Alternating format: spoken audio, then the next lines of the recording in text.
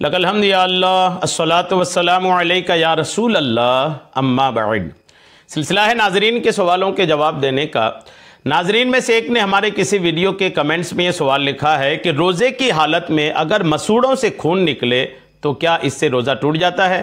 آئیے کیا اس پر صحیح رہنمائی ہے، توجہ کے ساتھ سنیے۔ اگر مسوڑوں سے خون نکلے، اگر کسی شخص کے مسوڑوں سے خون نکلنے کی بیماری کی وجہ سے خون نکل کر حلق سے نیچے اتر گیا تو اس سے روزہ ٹوٹے گا یا برقرار رہے گا؟ آئیے توجہ سے سنیے۔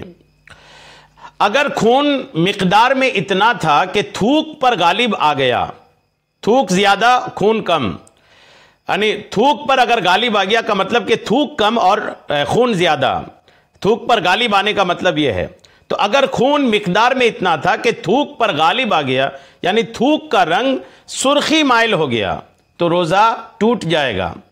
اور اگر خون اتنی مقدار میں نہ تھا اور حلق میں اس کا ذائقہ بھی محسوس نہ ہوا، خون اتنی مقدار میں نہیں تھا کہ تھوک کی رنگت ہی سرخی یعنی لالی کی طرف چلی جائے، اور نہ ہی خون کا جو ذائقہ ہے وہ ذائقہ بھی محسوس نہیں ہوا، تو روزہ نہیں جائے گا۔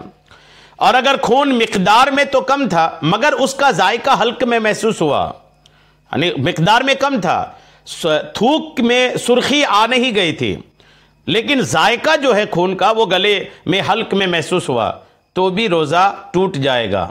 صدر الشریعہ بدر الطریقہ مولانا امجد علی اعظمی ارشاد فرماتے ہیں کہ دانتوں سے خون نکل کر حلق سے نیچے اترا اور خون تھوک سے زیادہ یا برابر یا کم تھا مگر اس کا مزہ حلق میں محسوس ہوا، تو ان سب صورتوں میں روزہ جاتا رہا، اور اگر کم تھا اور مزہ بھی محسوس نہ ہوا تو نہیں ٹوٹا۔ تو بہرحال یہ کہ خون مسوڑوں سے نکلنے بس سے روزہ نہیں ٹوٹے گا، نکل کر تھوک کے ذریعے حلق میں چلے جائے تو اس کی صورتیں بیان ہوئی تو روزہ ٹوٹے گا۔ اگر کسی کے مسوڑوں سے خون نکلا اور وہ حلق تک جا ہی نہیں پایا، وہ بالکل اس کو نکلتا رہا اور تھوک کر وہ باہر کرتا رہا، حلق تک نہیں گیا، تو اس سے پھر روزہ پر کوئی اثر نہیں پڑے گا۔